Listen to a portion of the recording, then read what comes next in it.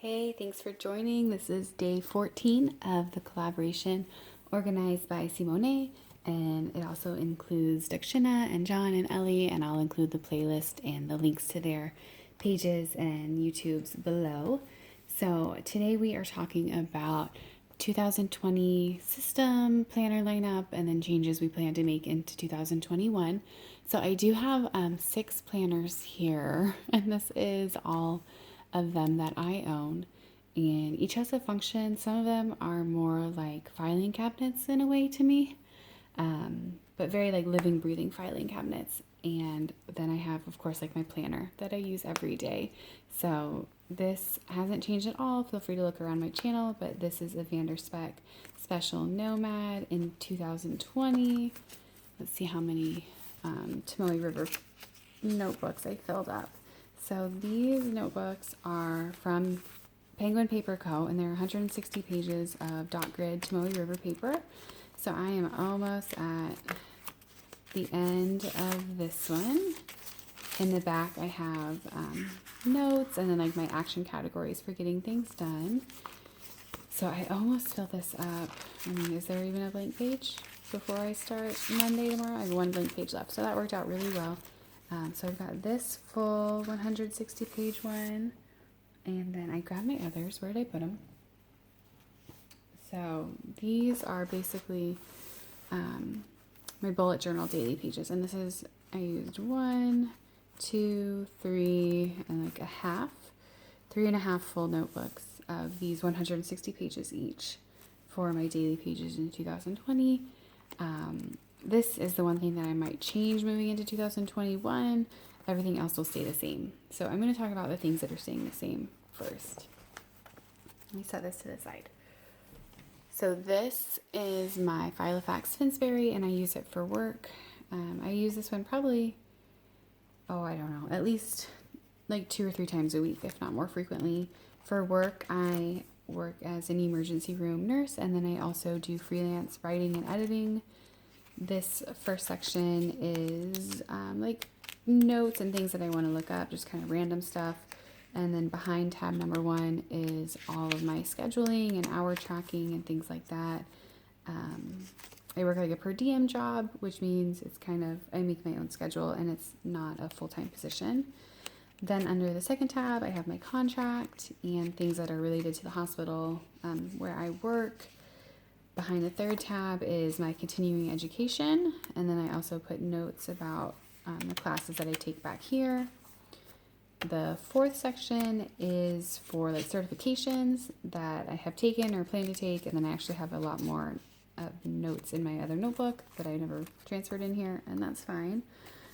This fifth section is for my freelance jobs. I usually just keep notes in here for like a year, and then I just pitch them because it's just notes from as I'm working on a project. And then I also track my income in here, but I also use Excel for that. And then behind the sixth tab, I have kind of my timeline for when I started working and when I started working in other departments as well. I was basically a float nurse for critical care. And then I also have references, a really rough copy of my resume back there, and also long-term professional goals in the back. So that sucker gets a lot of good use. And this was actually my first planner that I purchased that had like a more permanent feel than the, $10 paper only planners that I would buy. So I purchased that one first. And the other planner that I use a whole lot right now is this one. This is a Speck Nodex. It's a combination of a codex because you can slide your notebook into this back pocket back here. Sorry, I bumped the camera. And then I also added strings to it as well. So in here I have these things on the strings, and this is my Hobonichi cousin that I use for homeschooling. It will have its own video, and when it does, I'll try to remember to come back and link it up here. So I use this for homeschool. We use the daily pages, and then the weekly pages are kind of just a record of which lessons we did. We are not doing a whole bunch of school right now, just between the holidays and also moving and everything that's going on. But I love this planner so much, and I'm really happy with how it's working out. And I'm still kind of like tweaking with my weekly, and then the dailies are just really kind of rough notes. I almost use it like a dry erase board kind of with the kids, or they color in it or draw in it. And I already have my 2021 Hobonichi cousin downstairs waiting. So I will definitely be using this again in 2021 for homeschool. And this leather is the Touch Me Pearl, before I forget. So that's just kind of like a record of our homeschool. This is also from Speck. This is an A5 rings, and the leather is, oh gosh, grease blue. Sorry, it's a Touch Me. It's discontinued now. But this is what I would call more of like my homeschool reference. So I've got these tabs in here. These are old Get to Workbook tabs. And those are kind of like quick reference for me as we go through the year, things I want to remember to do with the kids on an annual basis, or like events in our community that we like to participate in. And then I also have like long-term reference homeschool notes in here, like from books I read or seminars online. I have some gardening notes in here. I have travel notes in here. So like vacation planning happens in here. Or like this year, all like the trips, big and small, that we had planned for 2020 are written down and waiting in here for when we can go. I have some low waste tips for the house and kind of keep track of products that we use. And then the pockets are filled with homeschool resources.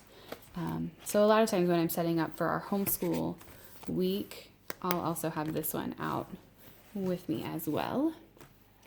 This next one is a personal rings from Speck. I'm very brand loyal. This is the Janet leather, so it's going to have like a little more rugged look and feel, and it does mark up more so than the Touch Me leather. I absolutely love this. If I ever switched to personal rings as like my everyday carry, it would be into this planner. This is kind of what I would consider my extracurriculars. So this first chunk is for an annual conference that I plan for the rare disease community that we are a part of. And then the second half is for this channel, and I am also trying to work on my blog, and then I have all my passwords in here for all of the different apps that go with that. And unfortunately, I didn't use this very much this year because of how things went. We didn't host a conference at all, and I didn't really get to do much on my blog. I did renew my website and everything, so I hope to do more in 2021. This last one is my first traveler's notebook that I purchased in 2016. This is the Foxy Fix Boss Babe Madison Avenue. And they don't have this pocket configuration anymore, and I'm not sure if they're open or if they're taking a break or what's going on. But I love this. It just has so many good memories. It's a compact size, so that just refers to the width of the spine. But in here I have notes like about our house, like notes from the inspection, things to take care of, some measurements, things we want to add to rooms. In here I have information about the utility companies, the master schedule for our like garage recycling, Christmas tree pickup schedule from our waste management company, and other information about like our smoke detectors and the fire extinguisher that we have and things like that. This last part is my address book, and then on the outside I just have a dashboard with notes in it from my family that are all, some of them are really old. I've had that one since I was in elementary school. And then this is just a drawing that my daughter made. So I use that one not very often, but it's nice to know that it's there when I need that information. And as I said, I have a lot of sentimental feelings towards this leather because I've had it for so long. Same with the Finsbury. Well, same with all of them. I love them all. I'm not really here to like collect planners by any means. Once I buy something, I'm pretty set in it. Which is why, I don't mind paying a bit more for them because I do keep them for so long, and I'm not trying to collect different seasonal things or things like that. So we talked about that. Paper penguin, see, they all start with P's. So that's how much I used for 2020 for my daily pieces. So let me clear these out. My everyday planner is a special Nomad from Speck. This is a Touch Me Nor. It barely closes right now. It's so full. Partially because I'm at the end of this insert, as I showed earlier. I also have in an extra insert for moving right now, and then I have some like budget notes in here as well. It's super full. It needs a clean out. And then I don't want to say I'm going to switch planners for 2021 because that would be too soon to say, but I am at the end of an insert, and in the back of my mind, I kind of had this nagging idea to switch to an A6 Hobonichi. So I love this planner. I do. I've been using the standard size since 2016. I think I had this idea, maybe like a couple months ago, but I didn't really like seriously consider it. But in the last month or so, I've really considered it. I almost just ordered it for 2021, but my friend Jess at Pacific Planner 74, she's a gem. If you know her, you know. So she kind of not talked me out of it, but she just helped me make sure that I really wanted to switch and really wanted to do that. So what I've done to kind of prepare for maybe switching.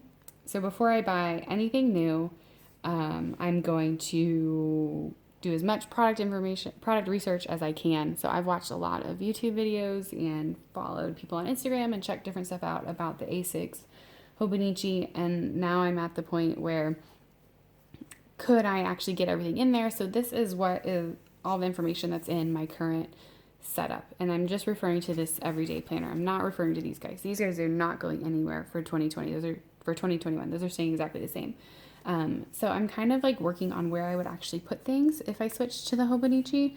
And then this week, since I have to start a new insert anyway, I'm actually just going to start this little guy. So this is just, I took the staples out of one of these inserts a while ago, and I used the paper to tip in or just kind of as needed or for stuff like this. So I cut this down to A6 size.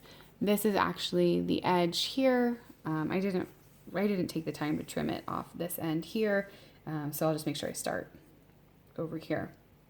Excuse me. So I'm just going to try this size out this week.